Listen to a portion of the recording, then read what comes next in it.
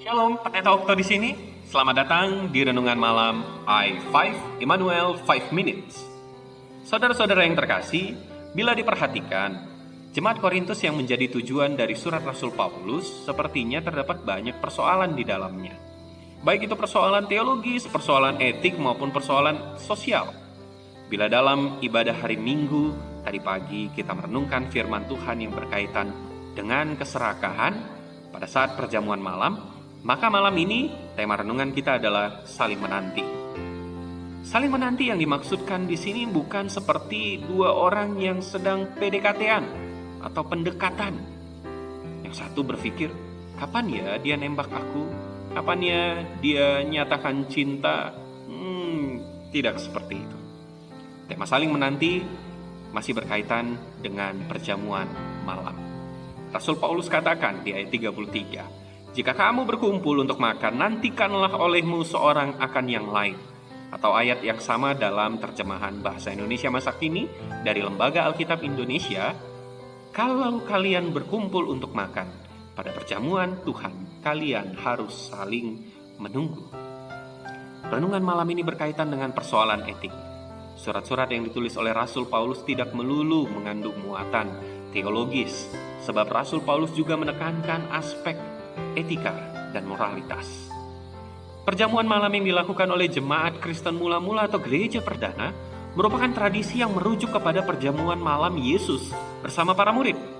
Untuk mempertahankan tradisi tersebut, jemaat perdana termasuk juga jemaat Korintus melaksanakan perjamuan malam secara berulang di dalam persekutuan mereka.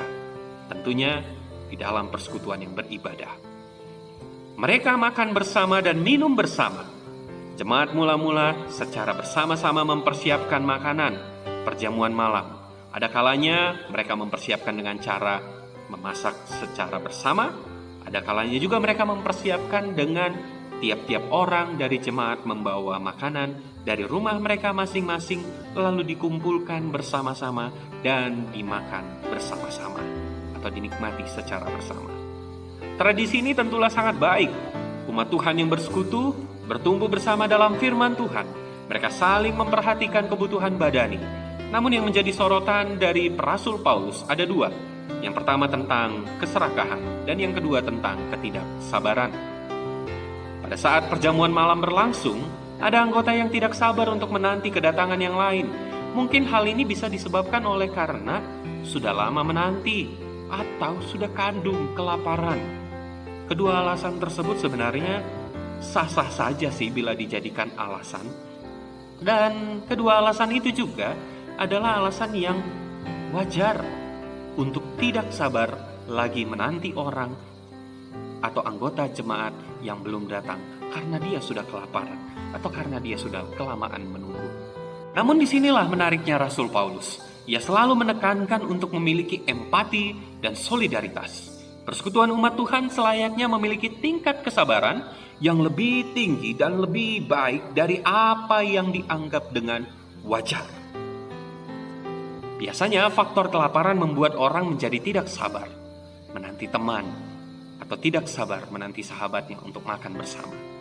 Maka dari itu Paulus memberikan solusi yang dapat ditemukan di ayat 34. Kalau ada orang yang lapar, baiklah ia makan dahulu di rumahnya. Oh ya, sebelum saya lanjutkan, saya mengajak kita untuk merefleksikan pertanyaan ini.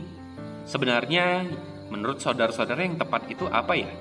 Makan untuk hidup atau hidup untuk makan? Saya ulangin ya, makan untuk hidup atau hidup untuk makan?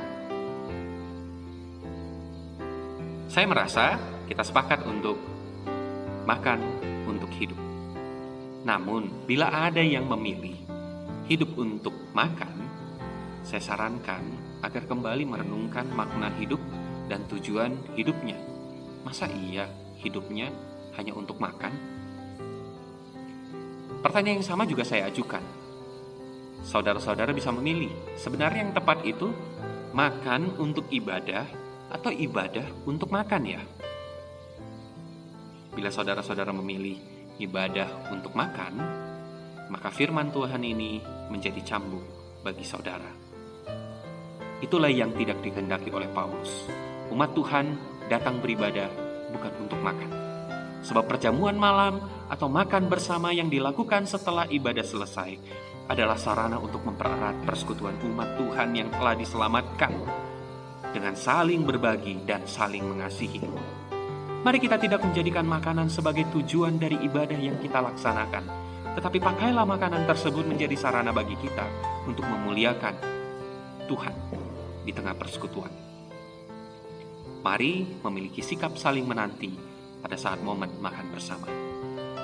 Bila hendak beribadah, maka makanlah terlebih dahulu di rumah saudara. Menanti memang membutuhkan kesabaran dan kerendahan hati. Tuhan memberkati saudara. Selamat merenungkan firman Tuhan dan selamat bertumbuh bersama firman Tuhan.